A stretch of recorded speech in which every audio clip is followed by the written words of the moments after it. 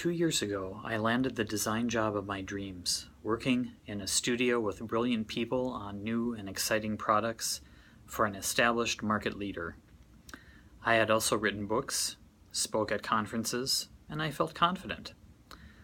But over time, I doubted my ability to handle the work. I was freaking out, and I could not get the work done. Then I started isolating myself. I stopped having lunch with my coworkers. I started to avoid meetings. And then, when they were my meetings, I just canceled them. Eventually, I stopped working entirely. Meanwhile, my relationships with my wife, children, and friends were strained. I didn't see my best friends for over a year. Finally, I was diagnosed with anxiety and depression. I got the treatment that I needed. I got some medication and therapy, and now I'm back to being productive. This is my personal journey. It's the journey of trying to be a creative worker and employee within an organization, within a family structure, within a group of friends, and not succeeding at any of those things. Despite my background, I have a master's degree, I have worked numerous other jobs, I have both freelanced and worked as an employee. So I had everything that I needed to be successful. Everything except the diagnosis that would help me overcome the challenges and weaknesses that my own brain chemistry threw at me. So this is a story that is not only personal, but I feel like it is common. I think it's especially common in creative fields.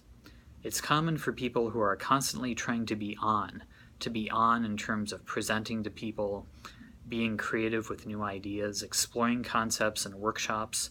These are intensely interactive moments, and they are moments that require a lot of energy and require a lot of us. And although there are times that we can fake our way through it, there are also moments when we have to just simply curl up in a fetal position and not do the work that we're able to do. Sometimes it's a little more subtle than that, where we're getting work done, but we're not doing as much or just getting the quality of work done that is expected of us. So I think having anxiety and depression is a common situation. Statistics put a fair number of people having this problem, and it's a very devastating thing to live through. But I came out on the other side, and it is treatable.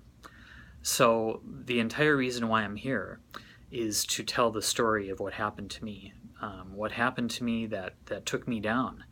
It kept me from being the successful designer and partner and friend and husband and father that I was, and turned me into a person who was not living to my potential, all because I needed to work through some issues and be treated for some conditions that I did not bring on at all, and yet I felt very guilty that it was my fault.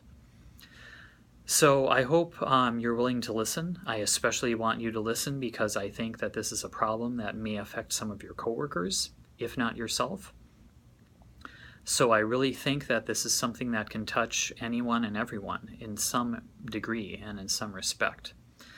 So I hope that by telling this story in a context of technical stories and new products and things that really entertain and impress us, this is a story that is just as important, but it's a story that can have even more of a personal side to it and can impact us in ways that new technologies and new solutions can't touch.